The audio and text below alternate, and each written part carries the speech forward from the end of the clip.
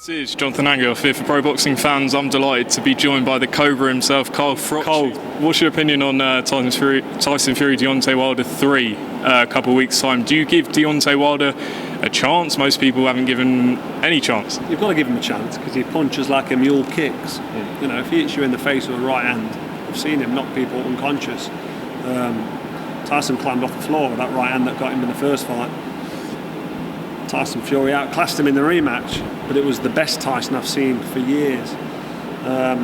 Is the best Tyson we've seen now going to jump in the ring? I'm not so sure. He's had problems, family issues. If you've not seen it, I call him with a newborn, being quite ill. I know how that feels. My last child, my daughter Penelope, spent 2 weeks in incubator with a bacterial infection that then turned to meningitis, and she was really ill. She's fine now, thankfully. But when you're going through them emotions, it stays with you. I mean, she's perfect now. She's nothing wrong with her, thank God. And she's 6 years old. It's amazing. But I don't imagine going through that and then training in a fight and being on camp and being focused without still worrying. And when you go through kind of mental trauma like that, you've got to be a tough character to come through it. And we know Fury is a little bit fragile mentally, but he's also mentally very, very strong at times, and he can push that to the back of his mind. So has he got a mental weakness, or has he just got the ability to put it to the back of his mind and get on with business? Hopefully it's the latter, and he can just push things to one side, focus on his boxing and do the job. And let's not take anything away from Deontay Wilder. I like Deontay Wilder as a fighter. I think he's exciting to watch, massive puncher. I've met him a few times. He's a cool guy, he's a nice guy. He's a bit mad, but we all are. All fighters are a bit mad, We get in there and punch lumps out of each other, and we enjoy it. We won't do it again and again. We'd have never got into it in the first place if we didn't enjoy it. But I just don't think he's big enough for Fury. Fury's tall and rangy and very, very good.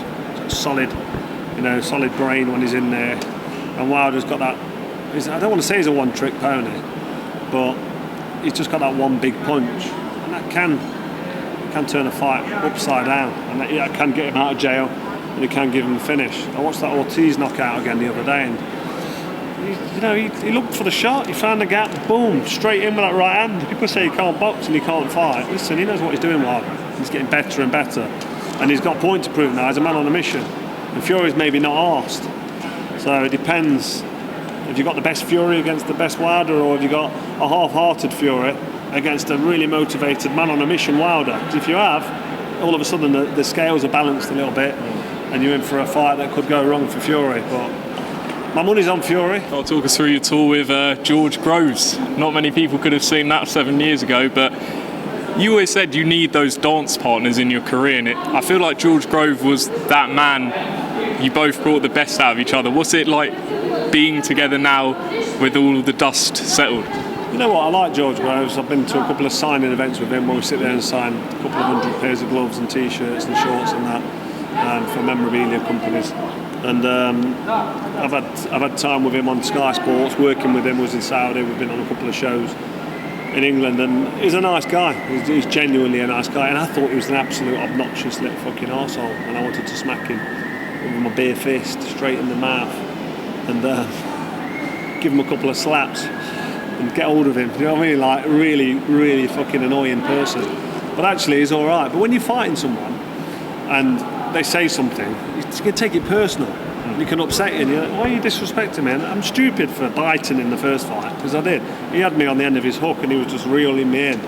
And he beat me up in the first fight, let's be honest. I know I got the win. I turned it around, and my toughness and my experience, my toughness and fitness really mainly.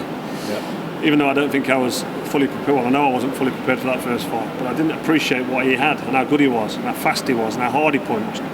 So fair play to George Groves. But we've been through our ups and downs.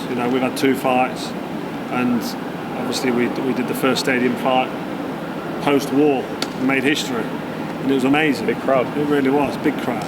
Don't often mention it, but we did big numbers, and we get on now. He's got kids, he's matured. I'm not saying it's all him and he needed to mature, because I was a bit of I was hard work myself when I was fighting, because that's what made it what it was. Mate, that's how you got to be as well sometimes. You've got to believe in yourself, you've got to get pissed off. If someone winds you up, you've got to bite, and you've got to, not to build it up. That was all natural. That was all, none of it was staged, it was all real. And the fact that it was real and wholesome That's why the public got interested, and that's why it ended up at Wembley Stadium with 80,000 fans. That's the reason, because that's never been done before, since not post-war anyway. So we brought that back together. We shared an amazing journey. So now we're going to share our story to the fans. We're going to do a meet and greet. We're going to shake a few hands, take a few pictures, have a meal, and we're going to sit and have a chat. And we're going to take the piss out of each other, as well as have a serious conversation.